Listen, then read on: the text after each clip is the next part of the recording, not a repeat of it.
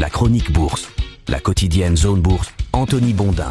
Bonjour à toutes, bonjour à tous et bienvenue dans ce point de marché Zone Bourse du lundi 30 septembre 2024. Il s'appelle ce matin nouveau feu d'artifice boursier en Chine. Les marchés chinois ont donc continué à s'enflammer lundi après les mesures annoncées par les autorités pour relancer l'économie. Les gains locaux dépassent désormais 20% en l'espace de quelques séances. Du côté des places occidentales, l'effet positif se ressent lui aussi, en particulier en Europe et en particulier dans le luxe. Wall Street de son côté a réagi avec plus de flegme et à contre-courant ce matin, le Japon se prend les pieds dans le tapis en craignant des hausses de taux quand tout le monde baisse ses taux. Pendant ce temps, dans l'automobile, la série noire continue avec les avertissements de Volkswagen vendredi soir et de Stellantis ce matin même. On dirait bien que septembre 2024 est en passe de briser la malédiction qui frappe habituellement ce mois sur les marchés boursiers. Historiquement, septembre est en effet le mois le moins prospère en termes de rendement, c'est une tendance qui est observée sur les 120 dernières années. Ce qui est sûr, c'est que les 4 années précédentes ont été particulièrement désastreuses, avec des chutes notables de l'indice MSCI World.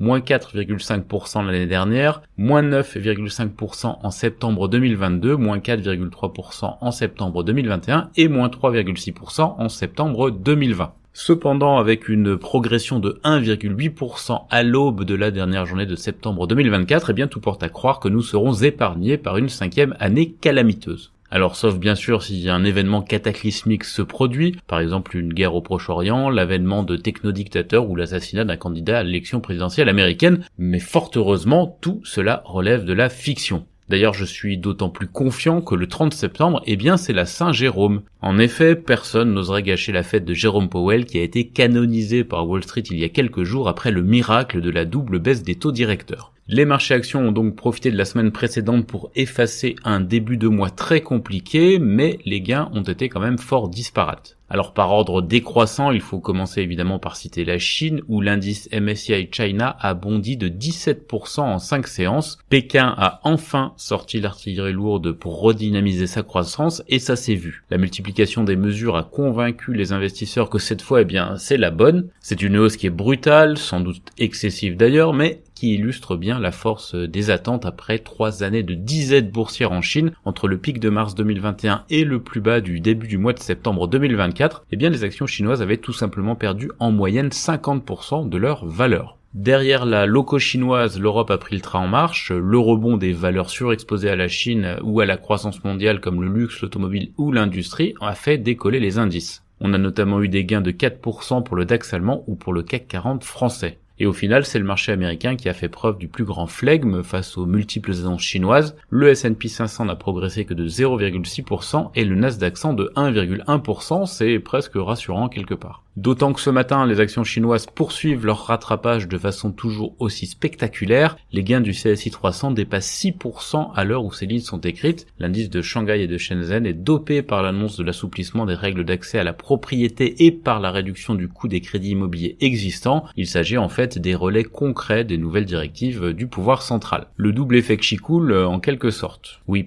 ce sera sûrement le jeu de mots le plus nul de la semaine. Et tant pis d'ailleurs si les indicateurs PMI publiés cette nuit étaient encore faiblards, les effets d'annonce portent leurs fruits en Chine. En plus, l'euphorie est probablement accentuée par la Golden Week. La Golden Week, elle commence demain en Chine, c'est la semaine fériée pour la fête nationale. Du coup, tout le monde veut sauter dans le train avant la coupure. On a quand même un gros point noir ce matin sur les marchés boursiers, c'est le Japon. Tokyo chute en effet de plus de 3% après la victoire de Shigeru Ishiba dans la course à la direction du parti au pouvoir. Le probable futur Premier ministre passe en effet pour être un partisan des hausses de taux, contrairement à sa rivale malheureuse Sanae Takeishi. Les hausses de taux impliquent un yen plus fort, synonyme de compétitivité à l'export moins forte pour cette grande économie tournée vers l'extérieur. Ça implique moins de profits pour les sociétés cotées japonaises et donc un attrait moins fort pour les investisseurs. Cette baisse est quand même à relativiser, puisque le Nikkei 225 a gagné près de 6% la semaine dernière. Allez, on poursuit avec les informations que l'on retrouve au centre de l'actualité politico-financière ce matin. D'abord, l'armée israélienne a tué Hassan Nasrallah, le chef du Hezbollah, ainsi que plusieurs hauts dirigeants de l'organisation en frappant son QG au Liban. Une nouvelle frappe a d'ailleurs eu lieu au cœur de Beyrouth cette nuit, elle a tué des dirigeants du FPLP. Le dollar a touché un plus bas de 14 mois face à un panier de devises matérialisé par le dollar index. Volkswagen a encore réduit vendredi ses prévisions annuelles quelques heures après Forvia. Stellantis a abaissé les siennes ce matin. Le rebond de l'automobile la semaine dernière est toujours un cache-misère apparemment. L'extrême droite a remporté les législatives en Autriche. Côté France, le nouveau gouvernement envisage d'augmenter les impôts des grandes entreprises pour faire face au déficit. L'ancienne équipe en place s'offusque et donne des conseils de gestion, ce qui laisse un peu rêveur. L'ouragan Hélène a frappé les États-Unis avec un très lourd bilan, plus de 90 décès notamment en Caroline du Nord. On passe maintenant sur l'agenda. Le programme de la semaine est chargé au niveau macro. En Europe, les regards vont se tourner vers les premières estimations de l'inflation de septembre. C'est dès cet après-midi en Allemagne. Ce sera mardi pour la zone euro. Aux États-Unis, ça part fort avec un discours du président de la Fed, Jerome Powell, dès cet après-midi. Nota bene, il a sciemment évité la semaine dernière de parler de politique monétaire lors d'une allocution publique. Peut-être va-t-il refaire le coup aujourd'hui. Mardi, place à l'enquête Jolts sur les ouvertures de postes et à l'ISM manufacturier. Le mercredi sera occupé par l'enquête ADP sur l'emploi et le jeudi par l'étude Challenger, les inscriptions hebdomadaires au chômage, les ISM et PMI des services également. Enfin, les chiffres mensuels de l'emploi du mois de septembre sont annoncés vendredi. Côté entreprise, il n'y a pas grand chose à se mettre sous la dent avant les premiers résultats du T3 dans 15 jours. On peut quand même citer Nike, dont l'exercice démarre le 1er juin et qui publie ses résultats du premier trimestre fiscal. Première annonce officielle depuis le départ du CEO il y a 2 semaines. Le voyage en Asie-Pacifique du jour montre donc une baisse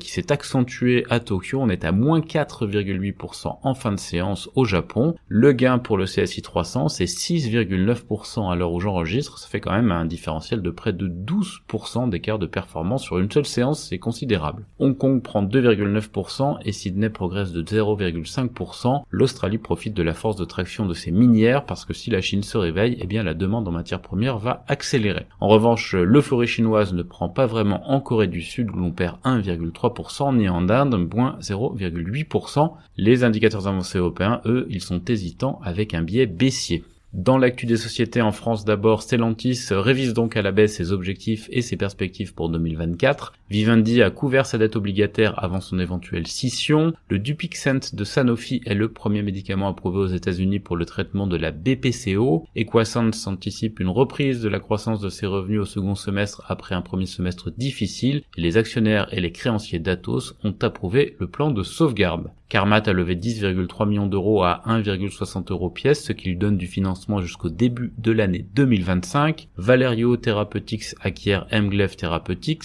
Généraux a obtenu un sursis concordataire de 4 mois en Suisse pour trouver de quoi assurer la continuité de ses activités. Et côté agenda des publications, on a eu les chiffres de DLSI, NFL, Precia ou encore Waga Energy.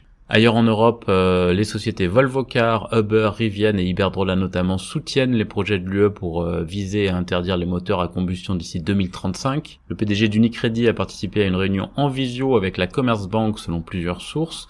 Volkswagen, j'en ai déjà parlé, a encore abaissé ses perspectives 2024, Porsche Automobile Holding aussi. Boo envisage une scission de l'entreprise ou une vente partielle. ThyssenKrupp prévoit des suppressions d'emplois pour accroître sa rentabilité. Aleon porte à 88% sa participation dans son entreprise commune avec Tianjin Pharma. Baiwa obtient un financement supplémentaire de 558 millions de dollars pour sa restructuration financière. Et Formycon obtient l'approbation des États-Unis pour un traitement biosimilaire de la maladie de Crohn. Sur l'agenda des publis en Europe, on a Kion et Playtech. En Amérique du Nord, la Chine a demandé à ses entreprises d'éviter d'utiliser des puces Nvidia. Les négociations salariales chez Boeing se passent mal, elles ont été interrompues sans progrès vendredi. Apple a renoncé à participer au nouveau tour de table d'OpenAI selon le Wall Street Journal et Spotify a subi une panne importante aux États-Unis dimanche. Par ailleurs, Donald Trump a réitéré sa promesse de bloquer le projet d'achat d'US Steel par Nippon Steel. Dans le reste du monde, Rea Group exhorte le Britannique Rightmove à accepter sa 4e proposition de rachat revalorisée. Toyota Motor annonce une baisse de 11,2% de sa production mondiale en août. Le président Akio Toyoda est de plus en plus fragilisé. Enfin, BYD rappelle près de 100 000 véhicules électriques en Chine en raison d'une défaillance de la direction.